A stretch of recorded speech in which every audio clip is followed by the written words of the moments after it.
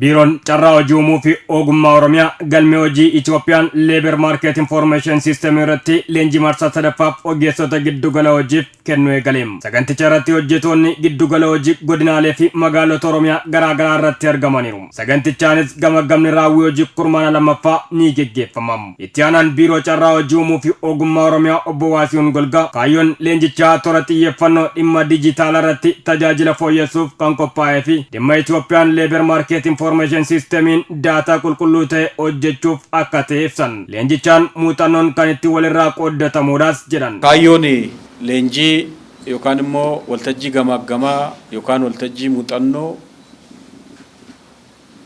sadarkaa naannootti qopheessine kun xiyyeeffannaa guddaa dhimma dijitaalaati irratti akka biyyaattis akka naannoo keenyattis dijitaala 2025 milkeessuudhaaf hojiin guddaa hojjetamaa turee jira.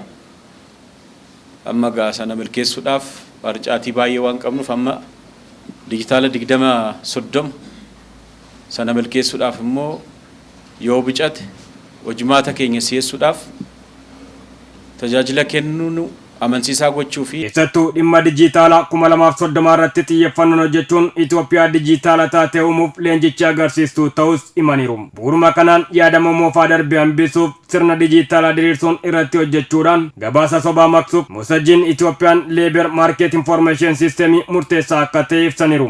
Egaa sirni ragaa keenya akkamii yaadama moofaa darbeen enterpiraayizii parsantii tokko qofatu irra ijaarame keessaa hin darba kan jedhu qabannee deemuu hin dandeenyu jechuudha. Har'a inisheetivoonni baadiyyaa keessatti, inisheetivoonni magaalaa keessatti kallattiidhaan hojii barbaaddonni madda hojii keessatti uumuudhaaf itti danda'an eebbifamtoota dabalatee carraan bal'aan keessatti kan uumaa jiru magaalaa fi baadiyyaa keessatti kilaastoroota sheediin inisheetivoo baadiyyaa magaalaa keessatti hojjetamaa jiran akka ta'e hundi keessanuu hin beektu jechuudha. Garuu immoo isaan kana waliigala giddugalli hojii keenya bu'uura yoo jennu hamma danda'ame raawwii hojii hojjetameen hammi onaa bu'aa dhufeen kolleejjiin keenyas giddugalli hojii keenyas galata guddaa qabdu jechuudha.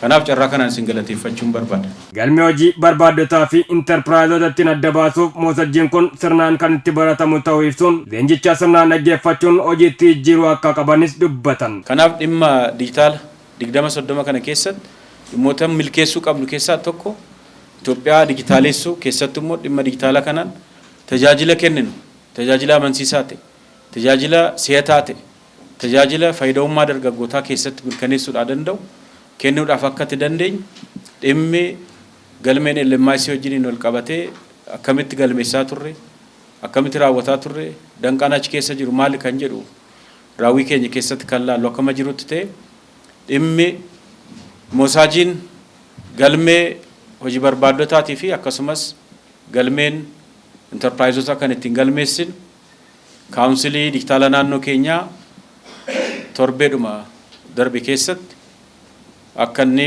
eebbifamee hojii keessatti galu taasifamee jira. Leenjichis guyyoota 3 kan kennamu ta'uusaa odeeffannoon jiru ni mul'isa.